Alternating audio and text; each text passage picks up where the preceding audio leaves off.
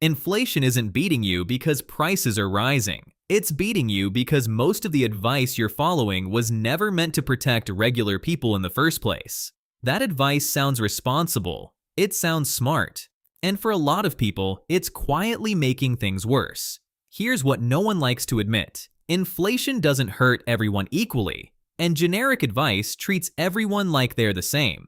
It assumes stable income, spare cash, perfect timing, and emotional discipline that real life simply doesn't allow. If your rent went up 12%, groceries 9%, and your salary went up 3%, no budgeting trick closes that gap.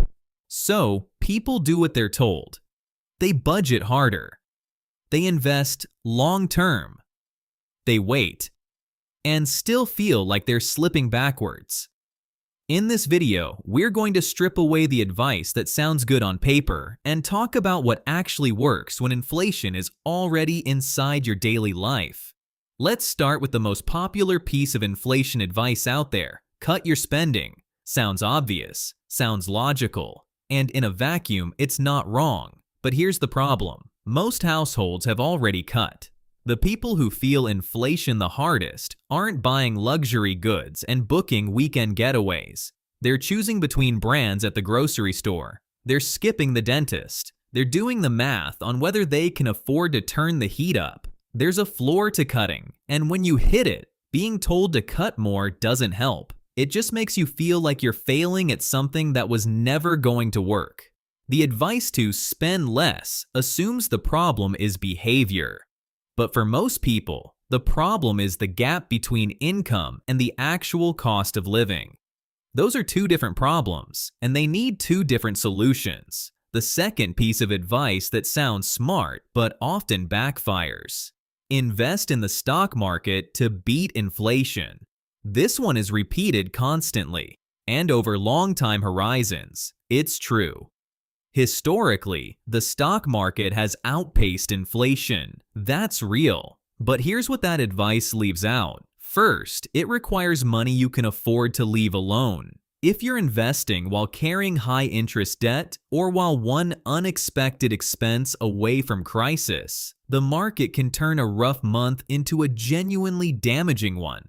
Volatility doesn't care about your timeline when your rent is due. Second, market returns aren't evenly distributed. The people most likely to be told, just invest, are also the people least likely to have the runway to ride out a downturn.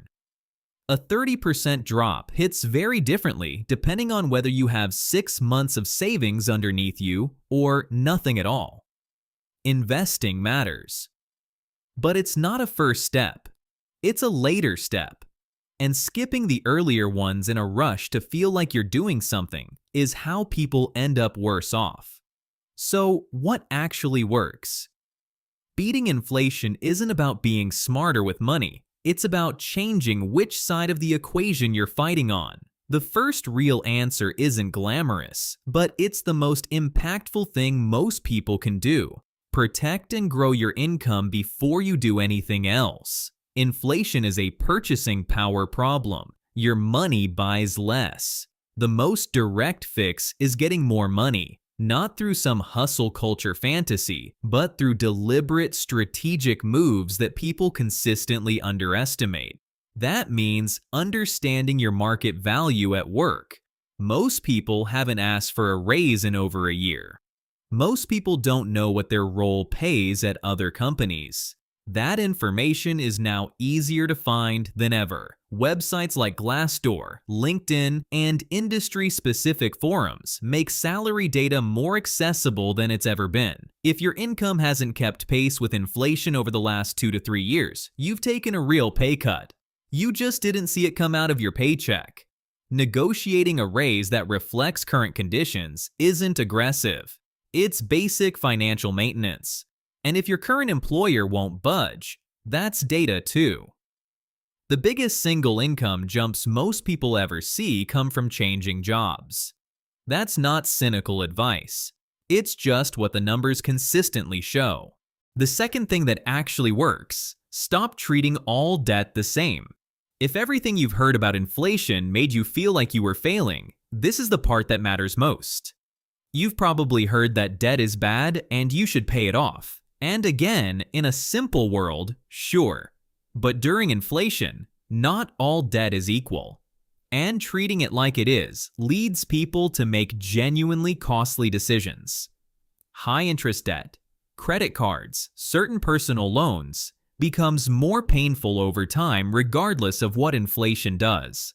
That needs to go. Aggressively prioritized above almost everything else. But fixed low-interest debt, a mortgage locked in years ago, a student loan at 3%, is actually being eroded by inflation. The real value of what you owe shrinks as prices rise.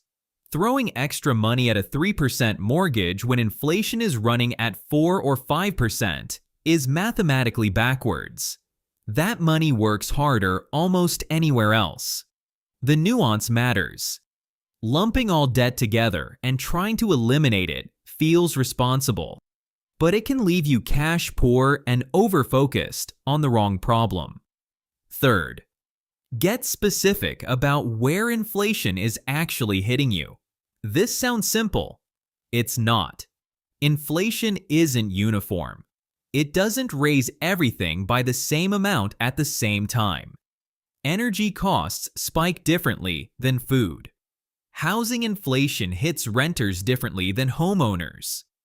Healthcare costs follow their own trajectory entirely. Most people respond to inflation in a generalized way. Tighten everything. Stress about everything. That's exhausting and often ineffective.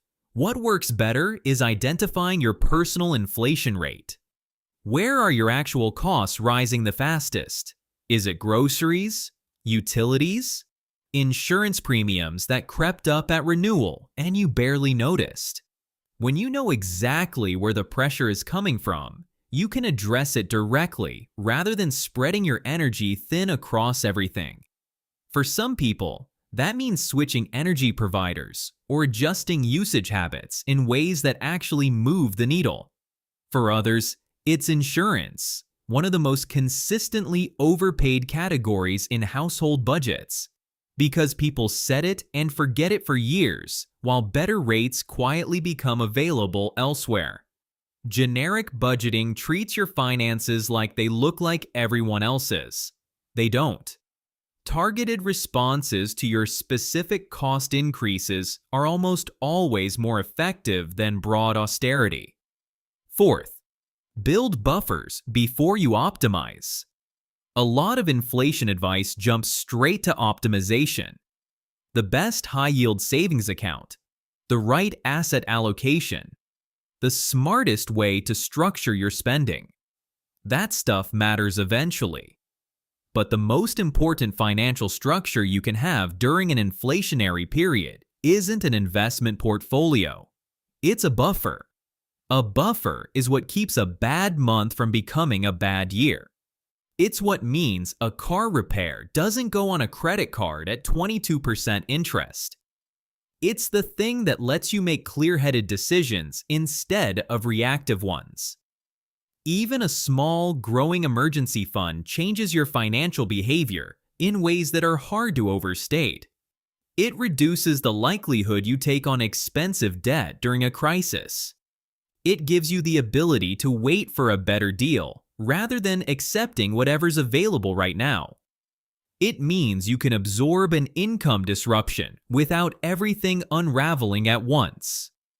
If you're currently prioritizing investment returns over building any kind of buffer, that's worth reconsidering. The math on avoiding a 22% credit card charge beats the math on most investments every time. Finally, let's talk about the mindset piece, because this is where a lot of well-intentioned advice quietly does damage.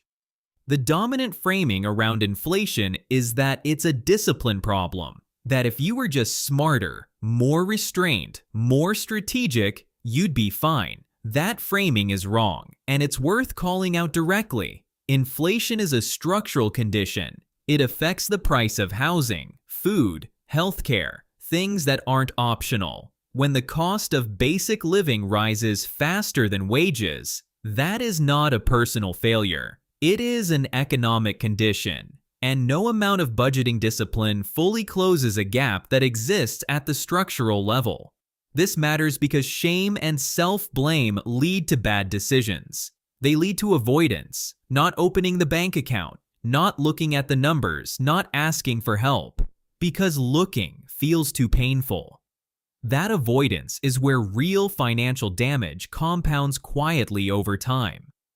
Treating yourself with some realism, acknowledging that this is genuinely hard, that the system isn't neutral, that you're working with real constraints, isn't an excuse to do nothing.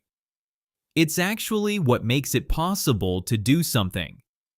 Clarity beats guilt every time.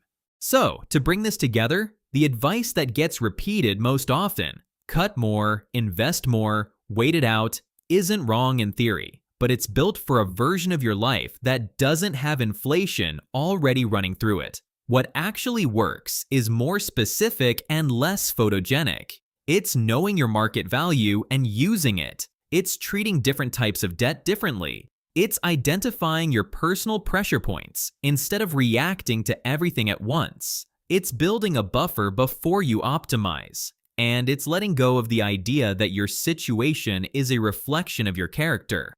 Inflation is a real problem, but generic solutions to a specific problem rarely work.